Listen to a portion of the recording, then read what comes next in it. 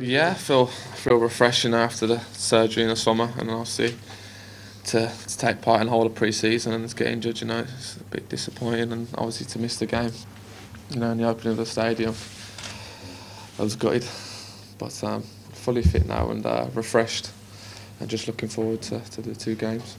So you'll be hoping to renew your partnership with Richard now on Friday? Hopefully, fingers crossed. If the manager picks me, I felt like me and Richard have done pretty well together. But like I say, there's other defenders in the team that are good. Paul came in obviously against the Argentina, did really well, and then obviously Josh went to centre half. Like I said, just train hard, and hopefully he'll pick me. What's it like going up against a team like Armenia? Maybe a team that nobody really knows who plays. Yeah, it's a trip into the unknown, really. Obviously we don't know too much about their players, but this week we'll do the work. Gearing towards the game, research the strikers. But I think so far, basically, said that it's going to be a tough game. We're going over there. It's a long journey. Obviously, it's going to be pretty hot out there. But if we can reproduce the form that we did from some of the games in the last campaign, into this one, then hopefully we should be fine. It's a bit like the game against Bulgaria, which you came in for. Yeah. I suppose in terms of the hostile atmosphere and difficult conditions. I suppose what sort of lessons from those kind of performances in the away games in the last campaign do Ireland need to put into place in Armenia? I think that obviously the Bulgaria will probably be pretty similar, like you say. Like I say, we don't really know too much at the moment. We only came in yesterday, but like I say, the temperature, I think it was going to be pretty hot out there. And obviously, the manager said today, we was trying to reproduce what we did, have the right mentality. It's obviously only the first game as well, so it's important to try and get a good performance out there. I suppose this comes back to the manager's mantra that he keeps repeating over again about little details and concentration and also that sort of thing. Do you expect him to be hammering that in all week? I would say so, yeah. Obviously, we'll do all the work gearing up for it. He said today, obviously, about the mentality. And then he obviously said about, his first game, we don't want no yellow cards and stuff like that, which is important. I think he said today that we had a great record, so that's obviously good. And I think, obviously, losing Duffer today is a major blow for us. Sean, you say it's a trip into the unknown when you go to, drawn out for places like this, and you come at the start of the week, it's Armenia, and then previous campaigns, Albania, Georgia, Macedonia. Do the players have a look and say, where are these countries? Sometimes, but I think you have to give them the respect that they deserve. At the same time, the thing I found within the national football is that every country, the Cyprus game was a tough game, and the players, even though you might not have heard them, are all very, very good players, and obviously they know a lot of our boys, against Robbie, so they're going to be trying their hardest and their utmost to impress, because at the end of the day it's a showcase for them to obviously hopefully maybe get a move into one of our leagues. But do the players literally step off the plane in Armenia knowing about Armenia left back but don't know where Armenia is? I wouldn't say that, no. I did my research the other day, I had a look past Cyprus, and obviously a 5-hour journey, not great, but it's just one of them things. Everyone will know we're professionals, we're out there to do a job.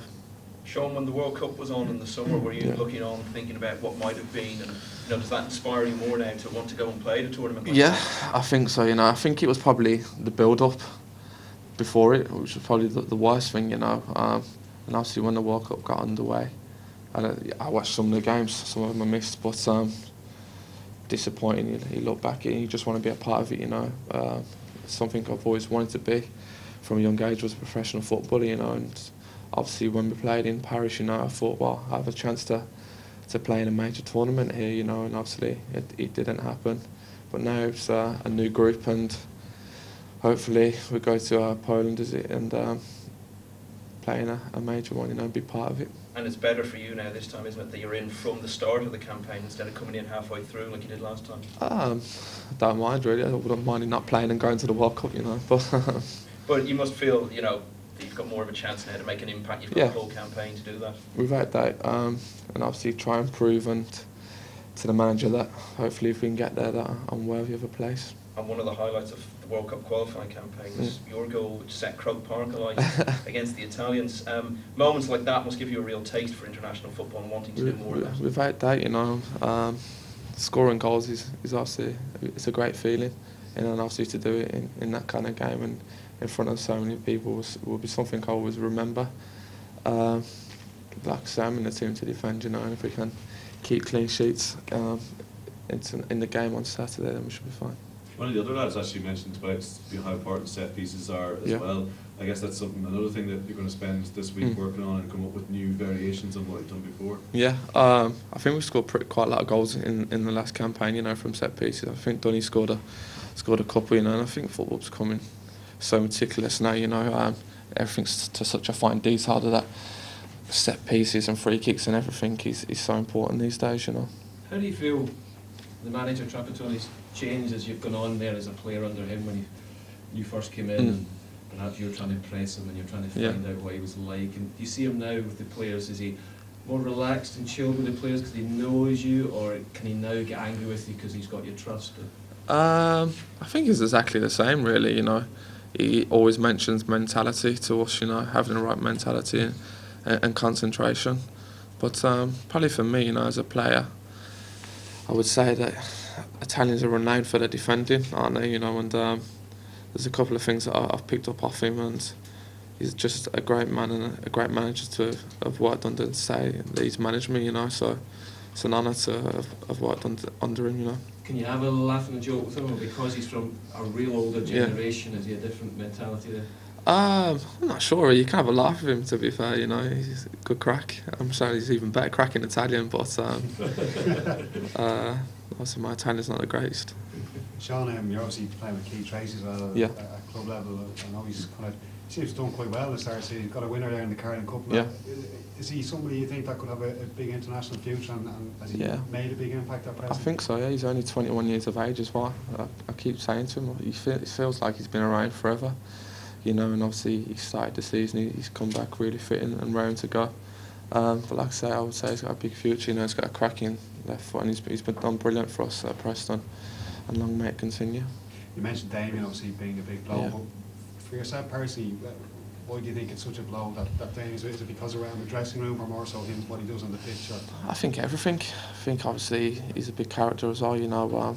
He's played at some of the best football clubs in England, and to have that kind of talent missing, you know, it's going to be a blow for any kind of team who loses one of their big players. But we've got good depth in the squad, you know. The bosses keeps finding players, you know. Luckily for myself, I've come in and obviously I've played 12 games now. And he's done it again with the likes of Keith Fahy and obviously Keith Tracy. Like I said, we've got strength out on the wing, so hopefully it won't affect us too much. Obviously, there's been a lot of talk, Sean, about to the other senior players, Shay Given and Robbie Keenan, their futures. Have you heard anything? Are we chatting to them today about their futures, and are they on the move? Yeah, but I'm not telling you. Nah, I'm only joking. Nah, I don't know nothing. I don't know anything.